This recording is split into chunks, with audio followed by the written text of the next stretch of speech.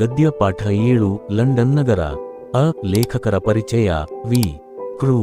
ಗೋಕಾಕ್. ಇವರು ಕ್ರಿತ.ಶಕ 1909ರಲ್ಲಿ ಹಾವೇರಿ ಜಿಲ್ಲೆಯ ಸವಣೂರಿನಲ್ಲಿ ಜನಿಸಿದರು.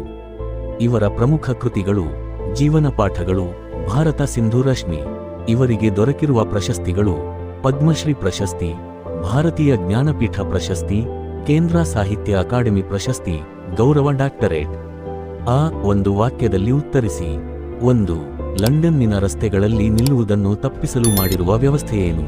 ಉತ್ತರ: ಲಂಡನ್ನಿನ ರಸ್ತೆಗಳಲ್ಲಿ ನಿಲ್ಲುವುದನ್ನು ತಪ್ಪಿಸಲು ಭೂಗರ್ಭದಲ್ಲಿ ಗಾಡಿಗಳನ್ನು ಹಾಕಿದ್ದಾರೆ. 2. ನೆಲ್ಸನ್ ರವರ ಮೂರ್ತಿ ಇರುವ ಸ್ಥಳದ ಹೆಸರೇನು? ಉತ್ತರ: ನೆಲ್ಸನ್ ರವರ ಮೂರ್ತಿ ಇರುವ ಸ್ಥಳದ ಹೆಸರು ಟ್ರಾಫಲ್ಟರ್ ಸ್ಟೇರ್. 3. ವೆಸ್ಟ್ ಮಿನ್ಸ್ಟರ್ ಅಬೆ ಯಾರ ಸ್ಮಾರಕವಾಗಿದೆ? ಉತ್ತರ: ವೆಸ್ಟ್ ಮಿನ್ಸ್ಟರ್ ಅಬೆ ಮರಣ ಹೊಂದಿರುವ ಸಾರ್ವಭೌಮರ ಕವಿಪುಂಗವರ ಸ್ಮಾರಕವಾಗಿದೆ. 4. ಆಂಗ್ಲ ಸಾಮ್ರಾಜ್ಯದ ವೈಭವ ಕಂಡುಬರುವ ಓಣಿ ಯಾವುದು? ಉತ್ತರ: ಚೇರಿಂಗ್ ಕ್ರಾಸ್ ಎಂಬುದು ಆಂಗ್ಲ ಸಾಮ್ರಾಜ್ಯದ ವೈಭವ ಕಂಡುಬರುವ ಓಣಿಯಾಗಿದೆ. ಈ 3-4 ವಾಕ್ಯಗಳಲ್ಲಿ ಉತ್ತರಿಸಿ. 1. ಲಂಡನ್ನಿನ ಹೆಣ್ಣು ಮಕ್ಕಳು ಯಾವ ಕೆಲಸದಲ್ಲಿ ನಿಯುಕ್ತರಾಗಿರುತ್ತಾರೆ? ಉತ್ತರ: ದೊಡ್ಡ ಅಂಗಡಿಗೆ ಹೋದರೆ ಅಲ್ಲಿಯ ಟೈಪಿಸ್ಟ್ ಕಾರಕುನ ಒಬ್ಬ ಹೆಣ್ಣು ಮಗಳು.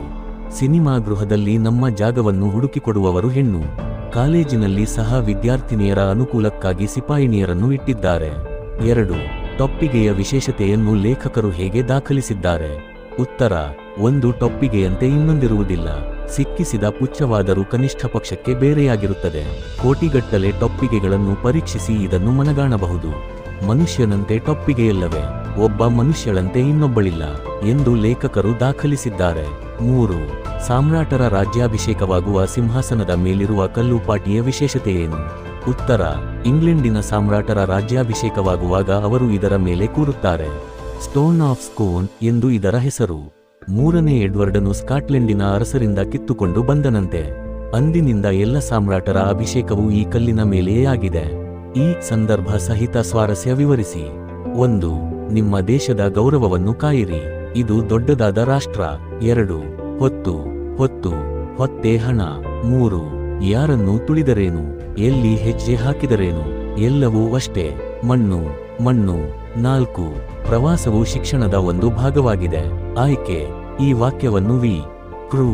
ಗೋಕಾಕ್ ಅವರ ಲಂಡನ್ ನಗರ ಎಂಬ ಗದ್ಯಪಾಠದಿಂದ ಆರಿಸಲಾಗಿದೆ. ಸಂದರ್ಭ: ಲೇಖಕರು ಲಂಡನ್ ನಗರಕ್ಕೆ ಭೇಟಿ ನೀಡಿದ್ದ ಸಂದರ್ಭದಲ್ಲಿ ಅಲ್ಲಿ ಕಂಡ ವಿಶೇಷತೆಗಳು, ವಾಸ್ತುಶಿಲ್ಪ ಮುಂತಾದವುಗಳನ್ನು ವಿವರಿಸುವ ಸಂದರ್ಭದಲ್ಲಿ ಈ ಮಾತು ಬಂದಿದೆ. ಸ್ವಾರಸ್ಯ: ಪ್ರವಾಸದಿಂದ ದೃಷ್ಟಿಯು ವಿಶಾಲವಾಗುತ್ತದೆ, ಸಂಸ್ಕೃತಿಯ ಪರಿಚಯವಾಗುತ್ತದೆ. 100 ವರ್ಷಗಳ ಹಿಂದೆಯೇ ಲಂಡನ್ ನಗರವು ವಿಶೇಷತೆಯಿಂದ ಕೂಡಿತ್ತು ಎಂಬುದು ಇಲ್ಲಿ ಬಹು ಸ್ವಾರಸ್ಯಕರವಾಗಿದೆ. 8-10 ವಾಕ್ಯಗಳಲ್ಲಿ ಉತ್ತರಿಸಿ. 1. ಲಂಡನ್ ನಗರ ವೀಕ್ಷಣೆಯಲ್ಲಿ ಲೇಖಕರು ಗುರುತಿಸಿರುವ ವಿಶೇಷತೆಗಳೇನು? ಉತ್ತರ: ಲಂಡನ್ ಪಟ್ಟಣವೆಂದರೆ ಒಂದು ಸ್ವತಂತ್ರ ಜಗತ್ತು.